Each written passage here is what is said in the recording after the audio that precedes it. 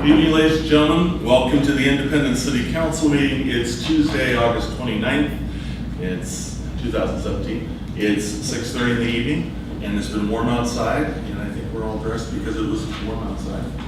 And although in a couple months we'll probably be grumpy because it's cold outside and wet. Let the record show that the councilors all here with smiling and happy faces. See, I get smiling and happy faces. And full of energy. There you go. In front of you, I think you have some corrected minutes, some adjusted minutes. No, they aren't corrected. They're just the ones that should have been in the packet. Excuse me. Thank you very much. So there are minutes in front of you from the August 8th meeting. And are they okay with people? Is that a motion? I have a motion And a second. and a second. There's discussion. All in favor signify by saying aye. Aye. And opposed, motion carries very much. We have a person to make a public comment today, Herb Jolliffe. Good evening. Feel free to step to the podium and share with us. You have about 3 minutes, and feel free to visit with us. And I think staff, you may want to track some of this. We may be able to answer some of these questions in a future presentation later. Mayor and council, my name is Herb Jolliffe. I live at 618 Weston Street. From my point of view, I'm a newbie here. I've only been here 13 years. I've been attached to the community since 1965 to other ways, mainly a farm over on Gun Club Road. Question I have about the water rights, I guess I've got about 3, is how do we determine how much water right we wanted? And have we looked at the possibility that if we get in this great flood, that maybe the farmers are going to have water rights that are unlimited water rights, and there's not going to be water. So how do we balance that? And the other thing is I noted that there's going to be 1.3 million gallons per day of water is what we have a right for. And I wonder how we chose that, considering that the city of Cornelius now uses 1.3 million gallons of water per day, and I believe they're a little over 12,000 population. So I'm wondering if I expect all of these things to be looked at, but I'd like to hear about it. Great. I think that's going to be part of the conversation a little bit later this evening. Mr. Klein. Adam, are you prepared to address those during your presentation? Whenever is appropriate. I'm wanting to ask questions about those.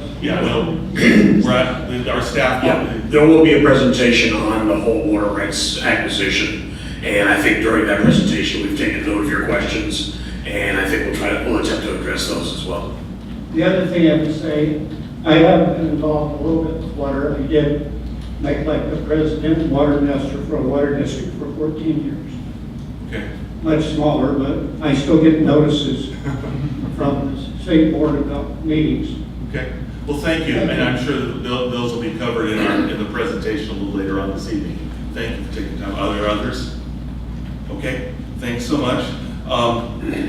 Under mayor comments tonight, I have a number of things. First, council, we are adding an executive session at the end of our regular session, but before we go into a work session. So we'll add an executive session under real property transactions. That's the first line. Second, I just want to let you know I had the pleasure of meeting with Stacy Joachim from Senator Merkley's office. She's the new regional person, and she had a chance to come over and see our little bit about independence, and she's learning more about it. The significance of working with congressional staff is not to be underestimated. We have had, when we've had to deal with the folks at the air park, having had to deal with the FAA on occasion, having a United States Senator be passionately interested with staff has made a huge, I can't tell you how big a difference it made. We met a couple years ago, we had a chance to, because of good staff work here and they knew us, they were able to respond very quickly, get the FAA to actually come, see what the problem, where they inappropriately used some administrative rules, and we were able to help them understand. And so now the Independence Air Park is an example of best practice in the United States. And when I met with them in Washington, D.C., that congressional help was so important. Same thing with our sports fields and the amphitheater. Civilian military projects, congressional and Senate help is very, very helpful in getting that kind of work. So anyway, just wanted to let you know that there was a reach out there. I had the opportunity this weekend, the community fiesta took place, and I had the chance to speak to the crowd and let them, and welcome the crowd, let them know that we are a community that welcomes everybody, and whether they be single folks, families, old people, young people, business folks, and they really appreciated that, and I've had the opportunity to do that for a number of years. It is a huge,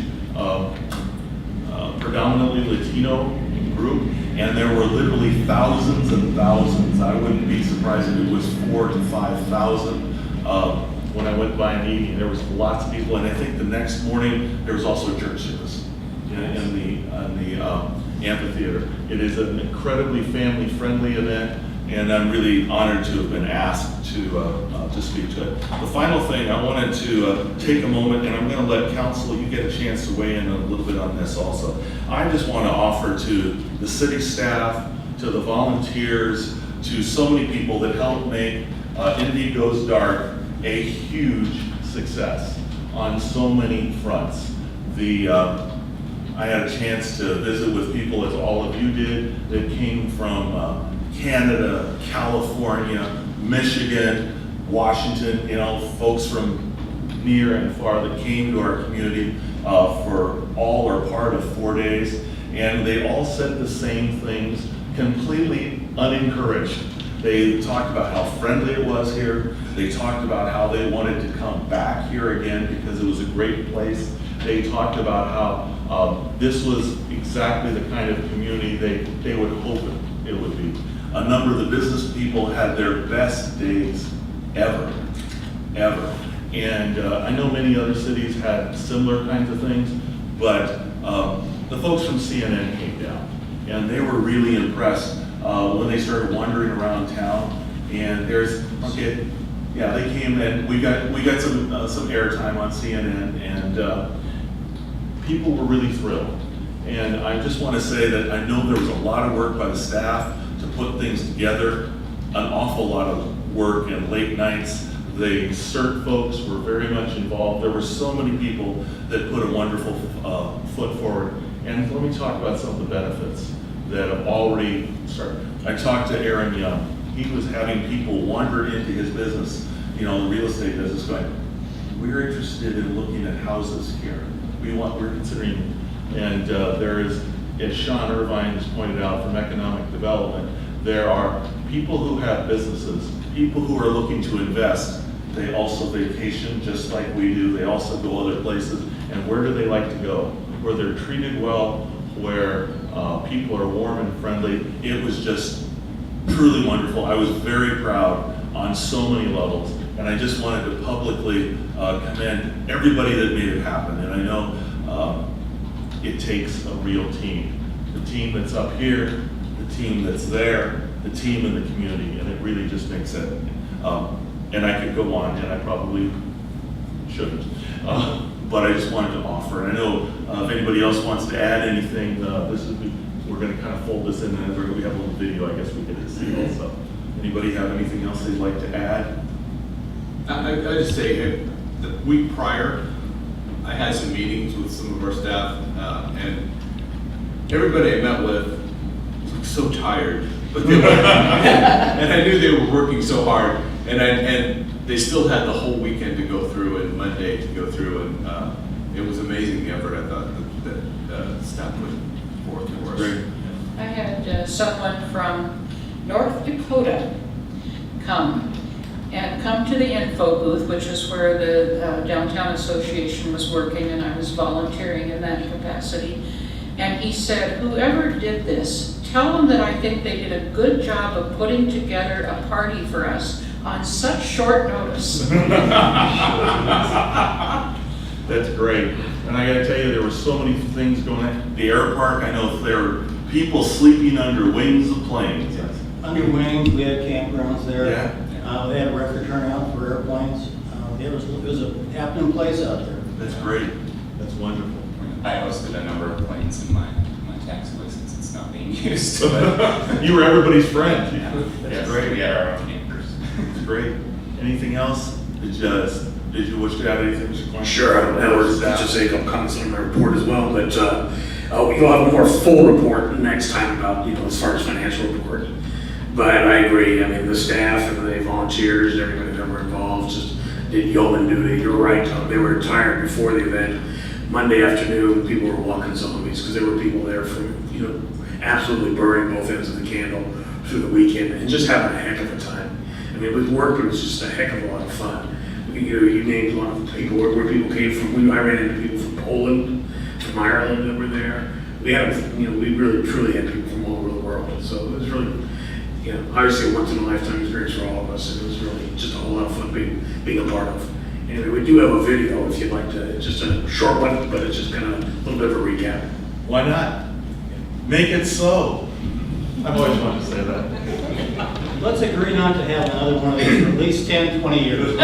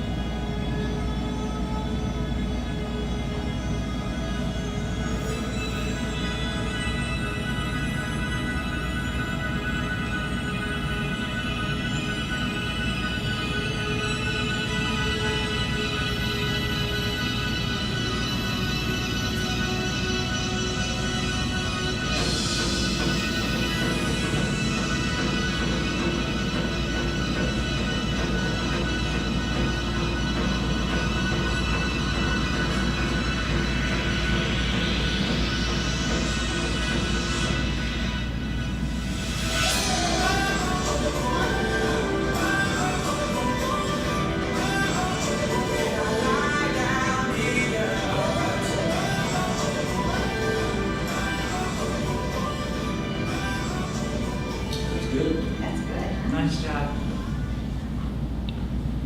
Wow. Thank you, Jason.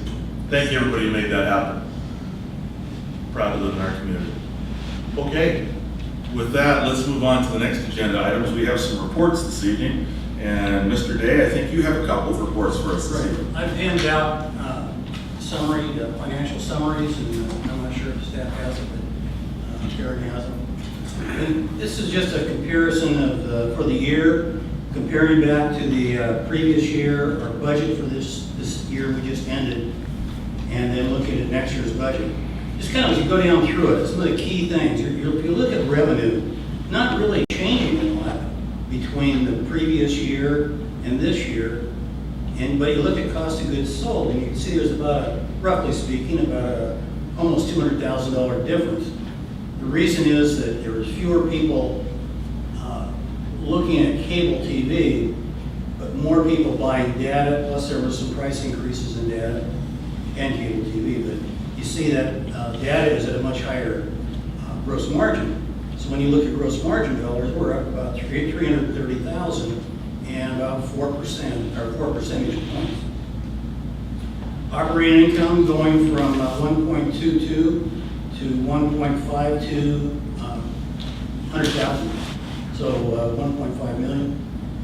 Significant increase. Compare it to next year's budget, it's only $100,000 higher next year. We've done our price increases. You're not going to see any benefit, or not going to see any additional price increases other than probably in cable when our costs go up. I like what we're seeing as far as the amount that the city of Independence, or one that is paying, is going in the right direction. From $550 in 15-16 to $285 and budgeted, $385 and budgeted at $285. Now, caveat there, we held back some money this year for the GPON, the improvement, the refresh, the upgrade of the equipment and services. We don't have that in the budget for this coming year. So if we want to do that, depending on where we're at as far as finances go, but if we choose to do that, then those numbers might go up. So it'll be something that we'll have to decide how we want to handle it. But overall, the right direction. Great, thank you. You want to just roll right into anything related to Parks and Recreation? I'm going to let Sean do that. We talked about it. He's up to speed way more than I am. Okay, thank you, Mr. Irvine. Really just kind of a couple of main things to touch on. One, there's a group of local kids in Vance and Monmouth that have been advocating for a new skate park.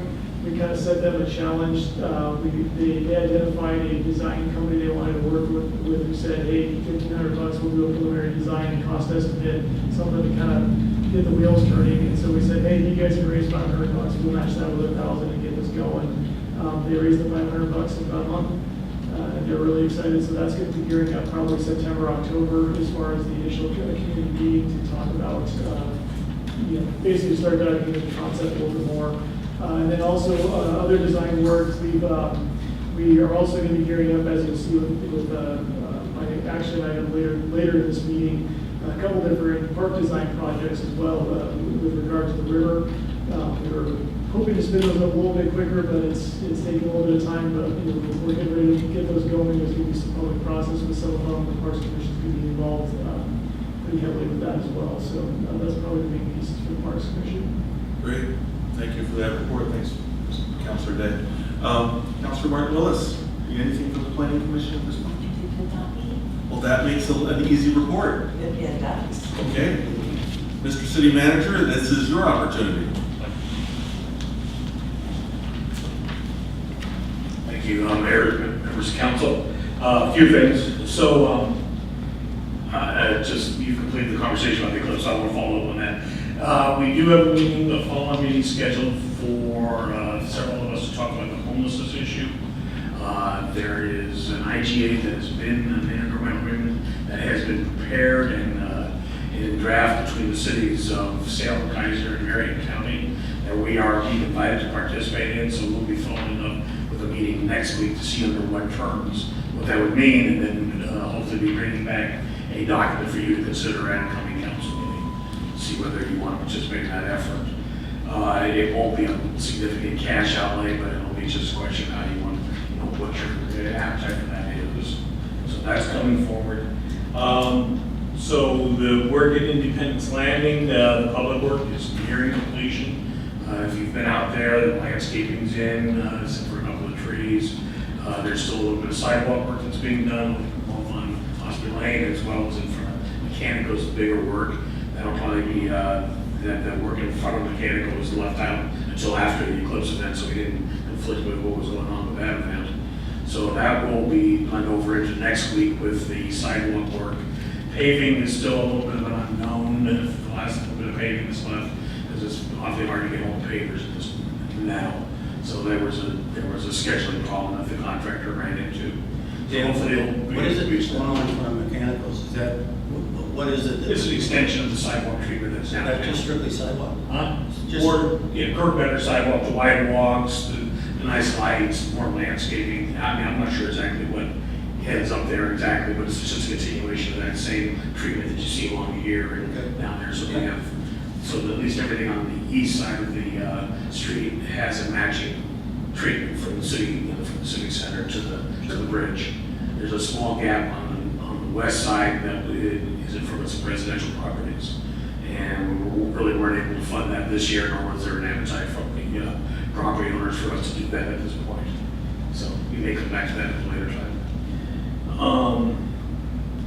And so everything, the contractor won't demobilize entirely until the project's done. Their work timing has taken them to this point, which is, there will remain through the end of September. They have the rest of their job will be done probably in September, along with any kind of punch list. And we think that punch list may be a little bit extensive. We'll see how they tend to issue it in advance of that. But hopefully by the end of September, they will be done, and out of here well before the heavy rains begin.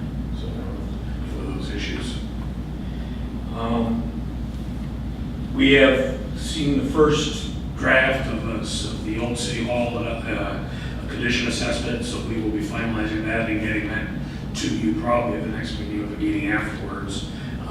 Want to meet amongst some of us to see what is our appetite to proceed in what direction with that. The cost figures are not insignificant, so we'll come back to you with all of that at some point. But just let you know that's here for comment. If many of you may recall, also on the old City Hall, we ended up with a deficiency judgment on the foreclosure. So meaning that even though we got the building back, there was still amount due to the city from the owner of the prior owner of the property. That person had another property in town which they've had under contract for sale. I don't believe it's closed as yet. So after that's gone through some legal machinations, but we should collect some or all of that deficiency judgment, which is somewhere between 15 and 20,000. So it's worth going after. So we met earlier today for the second time with our rate consultant. That work is starting to crystallize. We will be to you, in front of you at the next council meeting with the draft results of that work. It'll have a tentative rate schedule that we want you to look at, and just so that we can see if the appetite for that, in fact, is what it matches. We're trying to get it to where it's pretty reasonable to cover our expected costs, but we need to come to you as well with a package of improvements the same night for the wastewater project, which we've had in the capital plan for some time now. And so the timing on that is to say, if this is within the ballpark, we're not going to ask you to adopt rates next time. We're just going to have to take a look at what this is, within 10% tolerance one way or the other.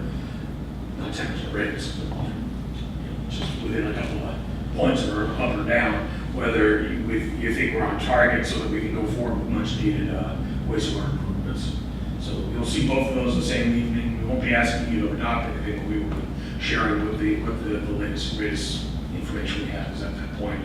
We will come back to you with a final document in October, and still at that point we won't be asking for action other than acceptance of the report. And then finally in December we'll come to you with our annual rate, our annual rate review, rate adjustments, which should be in line with that report. So it won't be a surprise to you by that time. That'd be like the annual and then the next couple of years probable? Well, yeah, I mean, the rate study looks out actually for a 20-year horizon, but what you'll be looking at is really the first 5 years of that work. And so, that'll give you an answer, that'll give you a pretty good idea over the next 5 years. Subject to annual review and tweaking, what will be coming to you every December with. We think we've operated this way in the past. It's just consistent with that. So, questions, or we can get closer around to my report. You're good, keep going. I've seen some glazed eyes, I'm not sure if that means questions, but just barely keeping awake. Tree trimming will begin sometime in September with Public Works crew. And then we're running into one other thing, I just want to share this with you, the chief shared with me earlier today. The federal grants are now coming with a new string attached certification. And that certification is that we comply with the immigration laws that they are taking on by aggressive enforcement with. It puts us in conflict, directly in conflict with state law. And so we're probably in a position, we'll look to our attorney at some point in time, but we're probably in a position where we're going to have to, we don't rely heavily on federal grants, but they are helpful. We may have to turn those away as other agencies will more as well. So it's unfortunate that is the reality of what we're living with, and just want to share that with you, just as it's sort of a frustration for us. Okay. That's what I have for tonight. Would you like to make the introduction for the next portion? Yeah, I would. Let me grab my, is there water rates, I believe? No, we're on to the traveling exhibit from the museum. I didn't know if you wanted to introduce your staff member. I would do the introduction, but I'm terribly, I have a little blank going on in my head right now, I'm sorry. From our museum staff. Welcome, Shannon.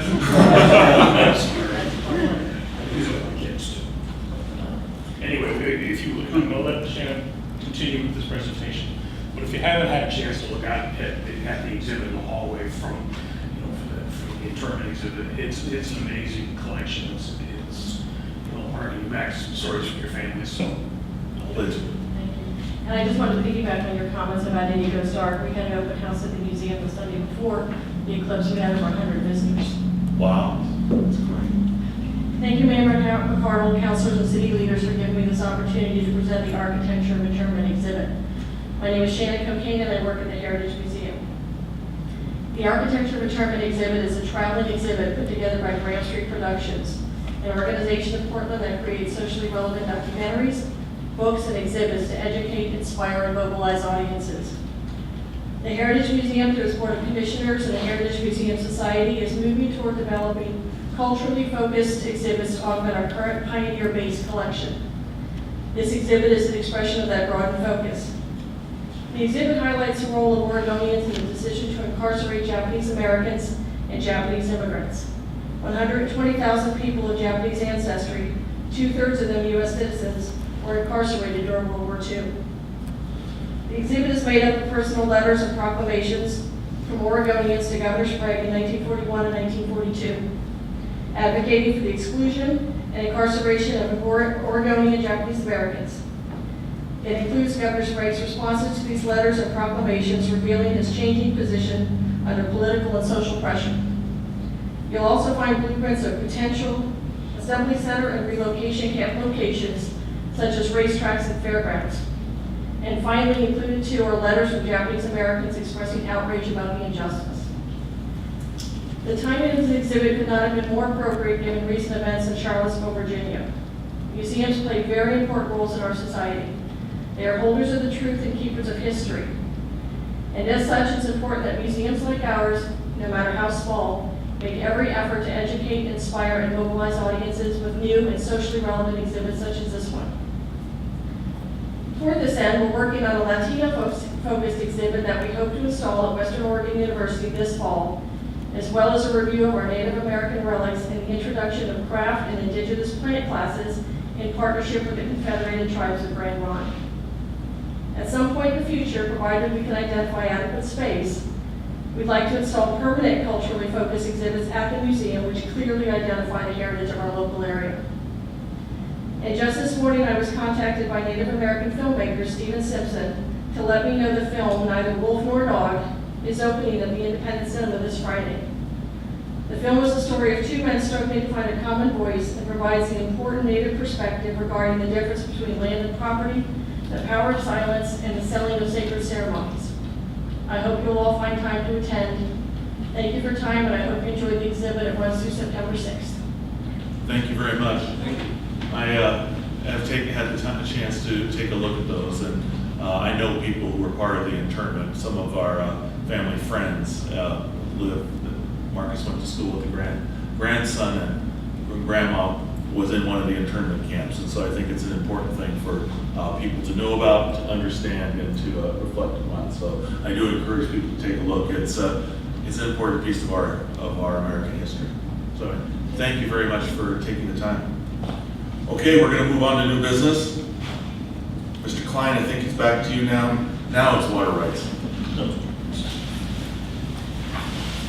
So tonight with me, we have Adam Sussman, our engineer from GFI Engineering of Corvallis. You have a staff report from me that describes, and prepared largely by Adam with some review by myself and some amendments by myself. But we've been looking at this issue now for going on, this is probably the third year. We've been working towards addressing what we believe to be a gap in the water sustainability, water certainty of this community going forward. We've seen extended droughts in our neighbor and what that has done for them and done to them. And while we don't know what the future holds, we feel like it's our responsibility to make sure that the city is as prepared as it could be going forward with its water supply. The city has for some time had a very robust portfolio of water rights, with groundwater and recently acquired surface water rights from Willamette. Those rights, as we discussed with you under a couple of different occasions, are very what are known as very junior rights of the river. They are in rural water. Your rights are based on your time to file. So the older your right, the longer ago that you filed your rights and certified those rights, the more access you have to those rights. So it's with that in mind, we've said 2005 water right has got many other more senior rights in front of it.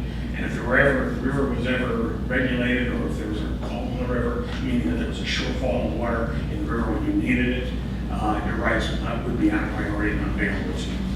Even at the most, you couldn't get it.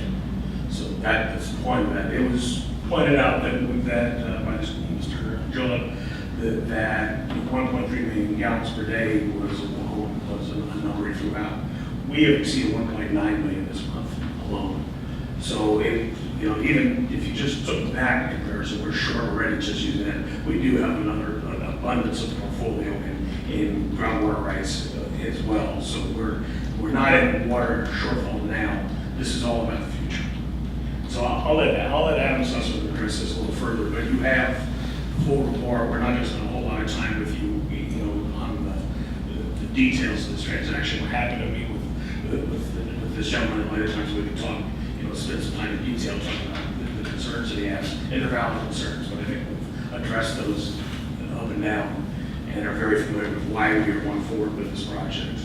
And that in front of you is the proposed agreement. I think it's the best deal that could be had on this for these rights. It's similar, that the cities of Midville and some of its partners entered into on similar rights. Ours are actually a little more senior to theirs. And it puts us ahead of the state in their existing rights, which is a big chunk of water when you need it. So that's what this is about. So Adam, if you want to supplement my comments. Welcome to council this evening. Yeah, thank you. So Adam Sussman of GSI Water Solutions, thanks for having me tonight. I think David's correct. The staff report, I think, does a good job of really capsulizing what we're doing. I think the question that was presented earlier is a great question. I'm just going to reiterate what David was saying, that you have to think about this water right that the city is contemplating acquiring in kind of two different ways. One, you're really thinking about your future water supply, and just like land use, where you're thinking thinking out 20 years, let's say, for your water supply, you really should be, and you are, and I would hand it to you that you're thinking 20, 30, 40, 50 years down the road. So you're planning for that now. So that's sort of part A of why this water right's important. But also, as David said, for the resiliency of the supply that you have now, you do have an abundance of groundwater rights. They're shallow groundwater rights, and you want to be prepared in the event of a long-term drought. You know, we did in 2015, we had a drought of 1 year. You want to be thinking about what if that happened 3 years in a row? What would happen to your groundwater supply? What would happen to your 2005 water right on the Willamette River? So it's both to be thinking about your future and also to be thinking about resiliency of your supply today. And I wanted to also mention that the projections of the city's future demand for water are articulated in great detail in 2 documents that I believe was provided to the city council. One was your water system master plan, where the staff and your engineer go through and really talk about in detail kind of what your water requirements are, what your projected growth might be, and also your water management and conservation plan. And in both of those documents, they identified the need for your next increment of water, for your growth over time, to be the Willamette River. And their water right, the 2005 water right, and I'm going to talk in CFS, so just ignore my units here. It's a little over 4 CFS, half of which the city of Independence was intending to develop. So that 2 CFS, or the 1.3 million gallons a day, that's where it came from. That's what the city's engineers in these documents already developed and been contemplating as approximately your future demand for water and for surface water.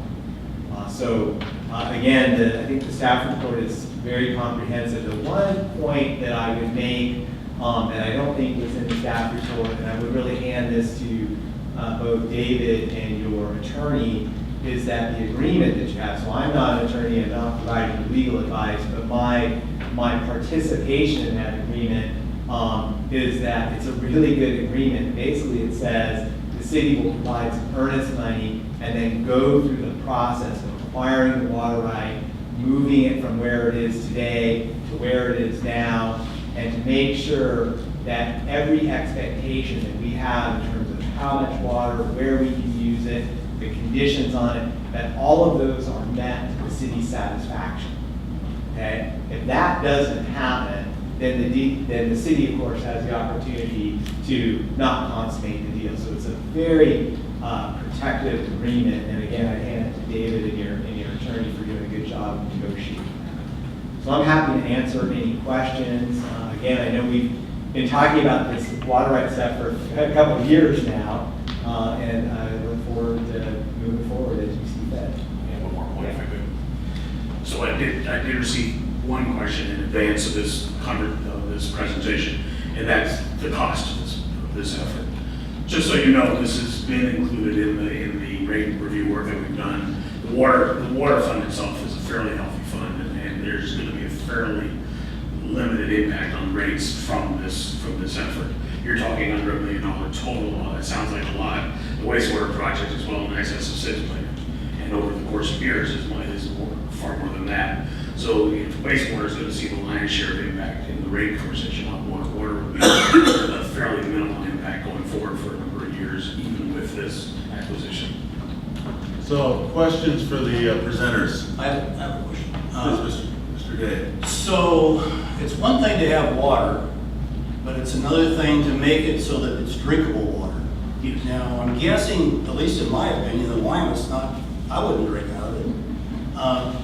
So we would still need capital to do that, or is it just plumb right into what we already have? There is, in fact, there's been an ongoing joint effort with the city of Monmouth to develop the surface border of the Willamette. So we jointly built a well field in Independence jurisdiction. There's several wells, 3 of them, I believe, and they're split amongst the 2 cities. And then there is in the works a pilot treatment facility and distribution. So you have to take the water at the wellhead to somewhere. The planning right now is to take it to the Monmouth site, do treatment at their tank site over on 4th down in Freedom Estate subdivision, where I live.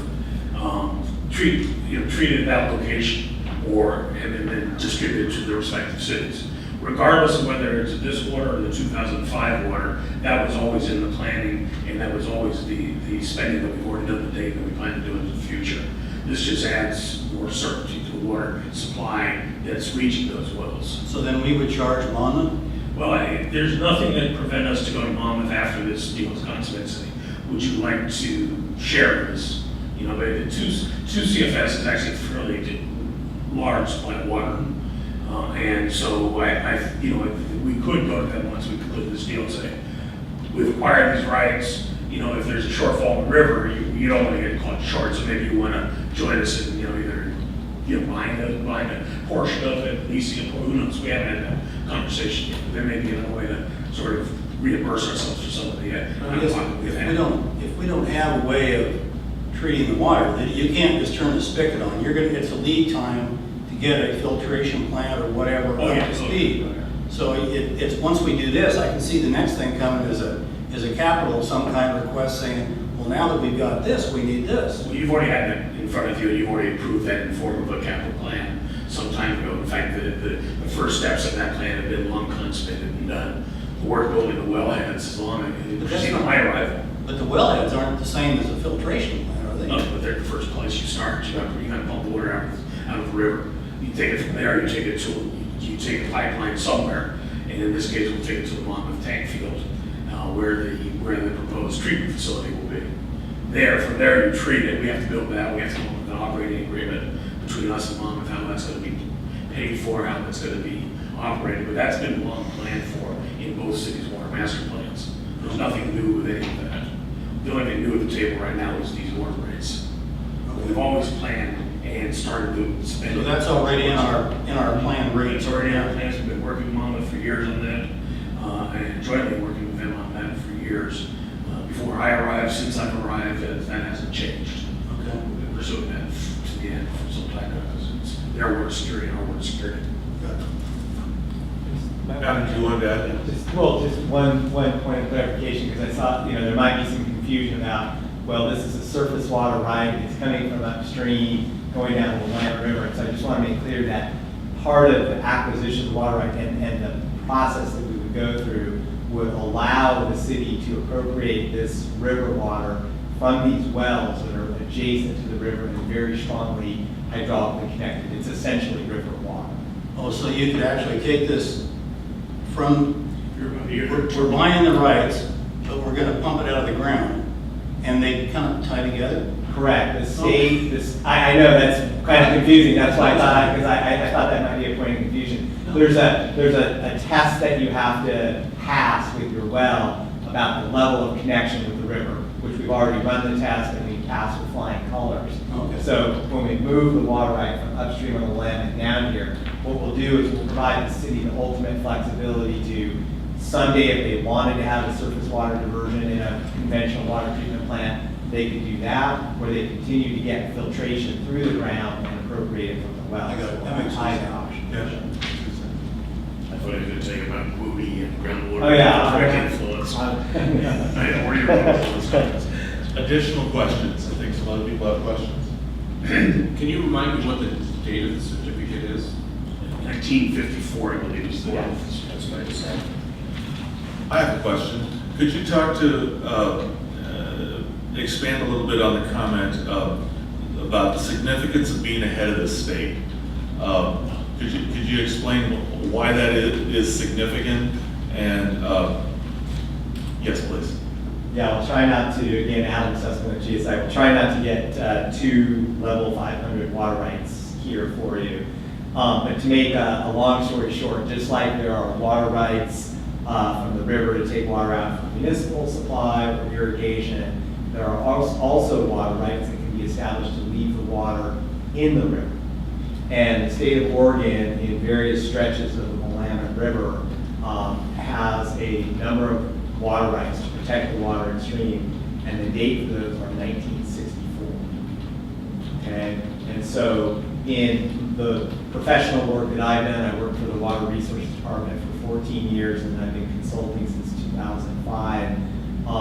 It's pretty clear to me in the kind of scenario that we're thinking of when we've had, you know, a drought for maybe a couple years in a row, the flows are getting low, that's likely that's the most likely trigger, as David described, for regulating existing water rights, would be those 1964 water rights not being met. They're very large, they take up a lot of the water in the Willamette River. I don't want to give you the impression that's a bad thing. I mean, it's a good thing for the state's policy objectives. But if you're on the other side of that priority date wise, you need to be thinking about your water supply resilience. That's what we're doing. I'm struck by, as we were doing some of our early work, we looked at the first water rights that were secured by the city back in 1951. And I was struck by the folks that made those decisions back then, making decisions that we're all younger than 1951. And so they were making decisions that impacted us. So the kind of, would it be fair to say that the kind of decision we're making tonight might not be just 20 years, it's going to be 30, 40, 50 years. And that's one of the reasons we have to take a long look. Yeah, And the reason I ask that is because I know you work with a number of other cities. Yeah, what you're doing is a very common practice right now, especially I think when you have a big event like the 2015 drought. It just kind of really makes you think about, you know, what is my water supply, what's the resiliency of it, what's my plan for the long term. So yeah, absolutely, you're thinking out 20, 30, 40, 50 years from now. And someday, someone, I hope, will look back at this night and will recognize what a great value, what a great benefit it was for the city. Absolutely. Additional questions for the presenters? I'd like to know if Herb thinks did they answer your questions, Herb? I'd like some more, probably more detail, but yes, we're going in the right direction. Thank you, sir. Appreciate that. If there are no additional questions, let's go to the next step. I move to authorize the city manager to enter into a water right conveyance agreement with International Paper Company, substantially similar to the draft agreement provided as attachment A to the staff report. I have a motion. Second. And I have a second. We now have discussion. Everybody okay? Everybody have any comments? This feels really good. I'm, you know, this is why we're here. This is why we're here. This is the long view. With no additional discussion, all in favor signify by saying aye. Aye. And opposed, motion carries. Thank you very much. Mr. Irvine. Thanks, David.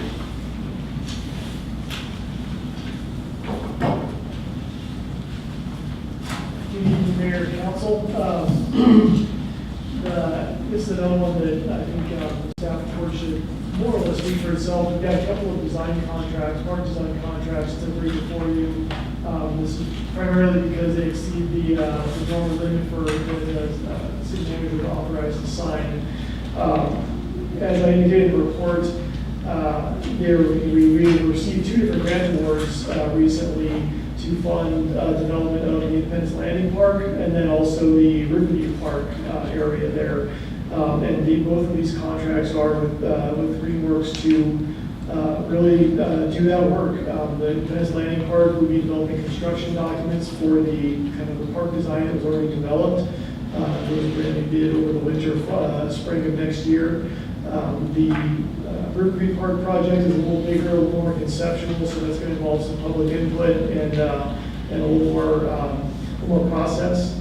But I think it's important because that's a little bit bigger, more public area, and so we got to make sure we get it right. Do you have any answer any questions? But I think that's about all I have for you. Please do.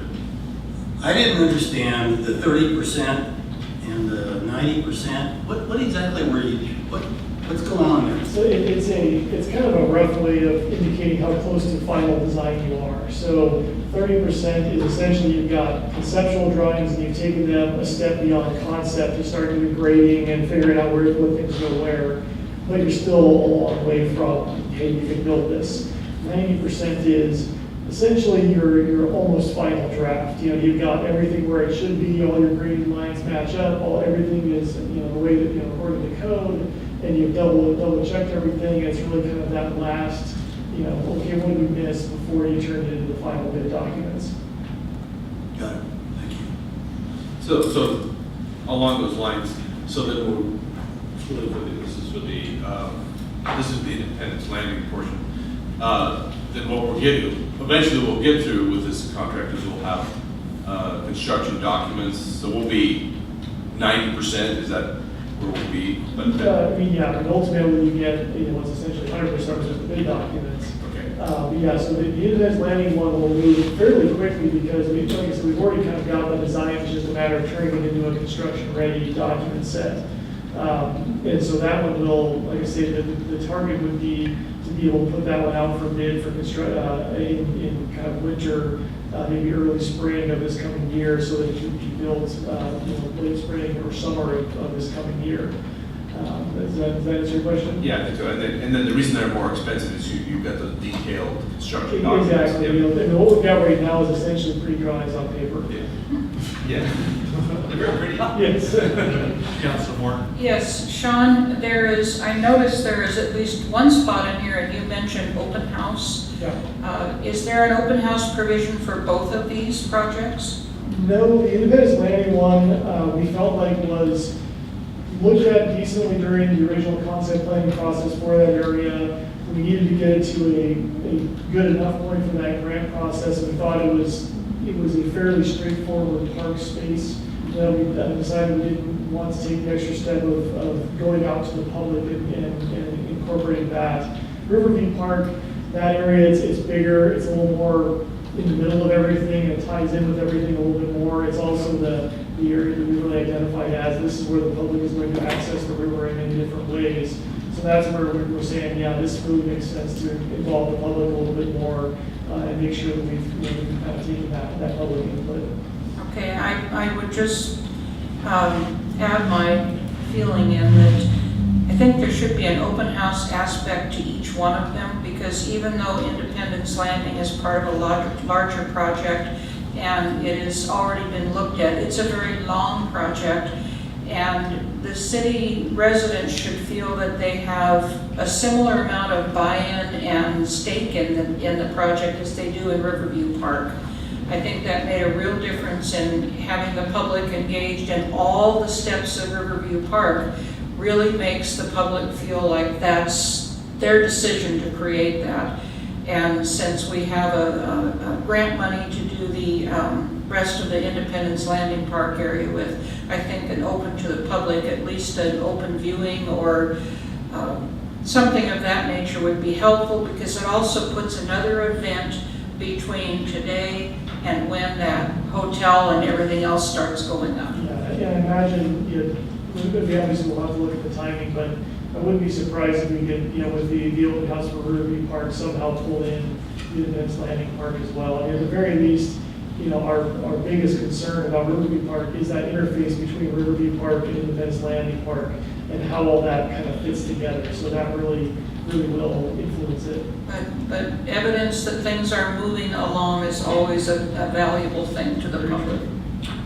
But along those lines, the Independence Landing, we already have some kind of conceptual plans that those aren't changing significantly. There's probably just a little minor tweaking and. Yes, yeah, because we had good, essentially plans that were far enough along that, we submitted the grant based on those plans. So if we suddenly said, oh, hey, we're gonna take your money and put a splash pad here and do all this other stuff that wasn't in the plans that we gave you, we would need to provide significant explanation on as far as why we decided to take airlines. Everybody okay? Yep. If someone would like to suggest action, that would be, Can we do this 2 for 1? Karen, can They we do both motions at the same time? do need to be separate motions. Okay. Can I make 2 motions at once? I think she wants one at a time. Okay. I No, move she to is. approve a contract with Greenworks in the amount of $98,658.55 for development of Phase 1 of Independence Landing Park. I have a motion, second discussion. I think we're all okay. All in favor, signify by saying aye. Aye. And opposed, motion carries. And if you care to go on to the I second would one. care to. I move to approve a contract with Greenworks in the amount of $54,697.50 for design of improvements to Riverview Park. I have a motion. Second. Second by Diana. Is there discussion? I think we're all okay. All in favor, signify by saying aye. Aye. And opposed, motion carries. Thank you very much. Thank you. Thank I you. love using money that's already in hand. Yes, that is nice. Moving forward to Mr. Klein, I think you have a repeal here.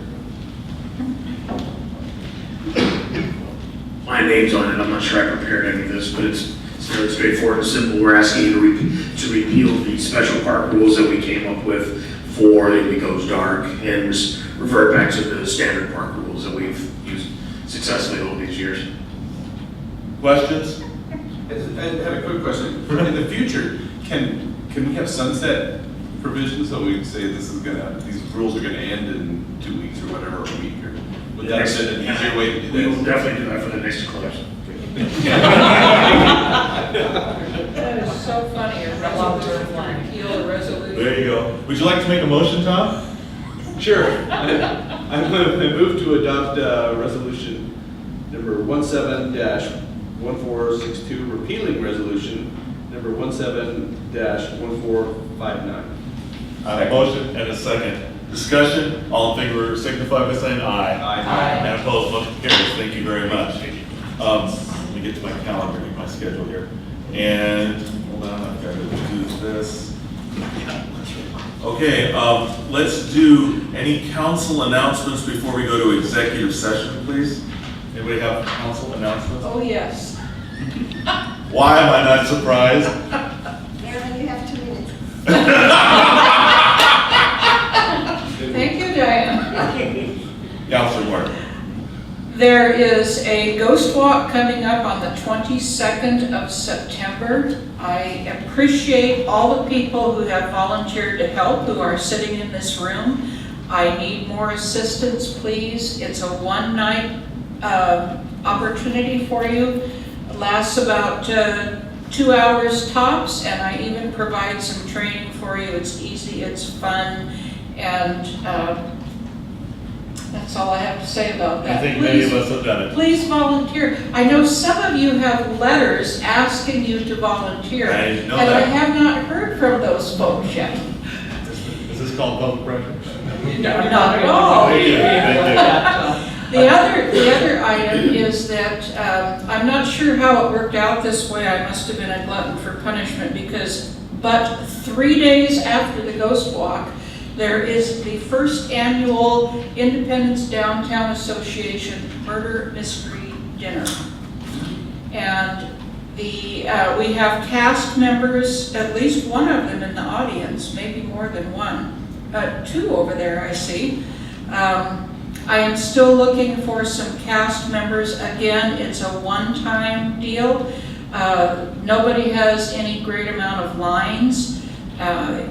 You are going to add flavor to the evening. It is based on real historic characters, although participating in events that I'm not sure they actually participated in, like committing murder. Nice touch. But the tickets are $50 a piece, and it's a lovely dinner at Independence Grill, and 1/2 of your ticket price is tax deductible because the Downtown Association is using this as a fundraiser, and it's a 501c3. Thank you. Additional council comments at this point? Well, mine isn't going to be nearly that much fun. And there will be more to come. I had the opportunity last week to sit down with a group of folks who have begun to explore the concept of natural gas trolleys connecting our 2 communities. So, starting to lay some groundwork, interesting things ahead. Thank Both you. communities well represented. Great. Okay. Cool. Yes, sir. For David, in your meetings, you brought up that met with new owner of Independence Station and a few members of his team. Was there anything you can share that came out of that, or? I can share that I let them know that I'm getting towards the sunset of my own career, and and that if he is looking for any kind of deals that I would be a part of, he should move quickly. But I think he got the message. Well done. Okay, so what we're gonna do now is we're gonna have an executive session to take about real estate. I'll read the proper forms. We'll come back after the executive session. We have to adjourn this meeting, and then we'll go downstairs for a work session, okay? So that's, the Independent City Council will now meet in executive session for the purpose of negotiating real property transactions. The executive session is held pursuant to ORS 1926602E, which allows the council to meet in executive session. Representatives of the news media and designated staff shall be allowed to attend the executive session. Representatives of the news media are specifically directed not to report on any of the deliberations during the executive session, except to state the general subject of the session as previously announced. No decisions will be made in executive session. This time the council will adjourn to the conference room for the duration of the executive session. Once the executive session has adjourned, we'll return to open session in the council chambers to adjourn the meeting. And we don't anticipate any action to be taken after the executive session. Just want to kind of, for folks. Okay, so let's go to the conference room.